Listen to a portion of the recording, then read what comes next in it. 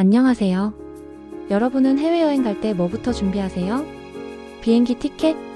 여권? 숙소 예약? 그런데 막상 공항에서 비자는 받으셨나요?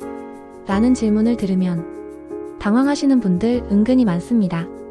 오늘은 입국 허가증, 비자의 역사와 종류, 그리고 흥미로운 에피소드까지 한 번에 정리해드릴게요. 비자는 간단히 말하면 당신이 이 나라에 들어와도 괜찮다는 허가증이에요. 여권은 본인의 신원을 증명하는 국제 신분증이고, 비자는 해당 국가가 당신의 입국을 허가한다는 승인 도장 같은 개념이죠.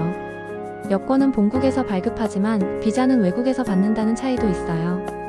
그렇다면 비자는 언제부터 생겼을까요? 사실 국경이라는 개념이 생긴 이후부터 누가 안으로 들어오는지를 통제하려는 시도는 계속되어 왔습니다.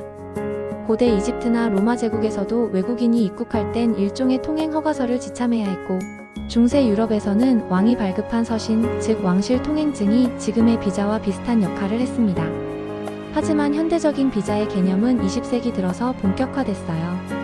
특히 제1차 세계대전 이후 각국은 안보와 정보 보호를 이유로 국경 관리를 훨씬 엄격히 하기 시작했습니다. 전쟁 중 스파이 문제나 국경 간 밀입국 사건이 많았기 때문에 전쟁이 끝난 뒤에는 입국 심사를 체계화하기 시작한 것이죠.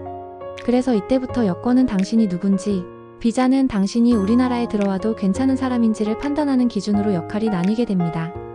현재 비자는 방문 목적에 따라 정말 다양한 종류로 나뉩니다. 관광 비자, 유학 비자, 취업 비자, 결혼 비자, 종교 비자, 외교 비자, 의료 비자 등등. 예를 들어 단순 여행이라면 관광 비자를 신청해야 하고, 어학연수나 유학을 간다면 학생 비자를 받아야 하죠. 심지어 온라인으로만 일하면서 여행하는 사람들을 위한 디지털 노마드 비자도 요즘 인기를 끌고 있어요. 나라에 따라 비자 발급 방식도 다릅니다. 대사관이나 영사관에서 직접 신청해야 하는 나라도 있고, 공항에 도착해서 발급받는 도착 비자 비저 안 어라이벌가 가능한 나라도 있어요. 또 최근엔 온라인으로 신청하고 승인받는 전자비자 이-비자 시스템이 점점 많아지고 있죠. 인도, 터키, 호주 등은 이 비자를 도입해 편의성을 높였습니다. 하지만 주의할 점은 가짜 사이트도 많기 때문에 반드시 공식 정부 웹사이트를 이용해야 한다는 점이에요. 그런데 비자 하나 잘못 받으면 정말 황당한 일이 생기기도 해요.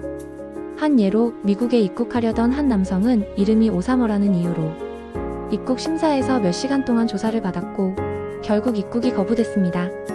단지 이름이 테러리스트와 같다는 이유로 말이죠. 그는 전혀 관련 없는 평범한 여행객이었습니다.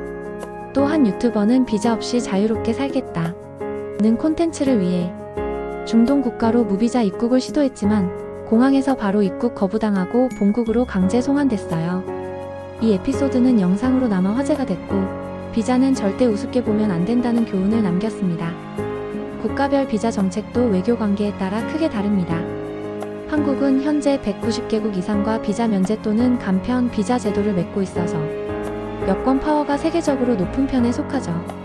하지만 외교 갈등이나 안보 이슈가 있는 국가는 여전히 비자 발급이 엄격하고 경우에 따라선 거절당하기도 합니다.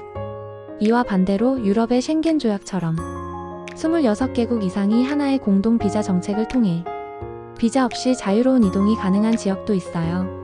쉥겐 비자 하나만 있으면 독일, 프랑스, 스페인 등 대부분의 유럽 국가를 여행할 수 있는 거죠. 이건 여행자 입장에서 정말 큰 장점입니다. 그리고 최근에는 디지털 노마드 비자라는 새로운 형태의 비자도 점점 확산되고 있습니다. 온라인으로 일하면서 장기 체류를 원하는 사람들을 위해 포르투갈, 에스토니아, 태국 등 여러 나라가 이 특별 비자를 발급하고 있어요. 이는 국가 입장에서도 젊은 노동력과 소비자를 유치할 수 있는 전략이기도 하죠. 비자는 결국 그 나라의 문을 두드리는 하나의 방식이에요. 그 문이 활짝 열려 있는지 살짝 열렸는지 꽉 잠겨 있는지는 그 나라의 법, 외교, 문화, 그리고 때로는 국제 정세에 따라 달라지기도 하죠.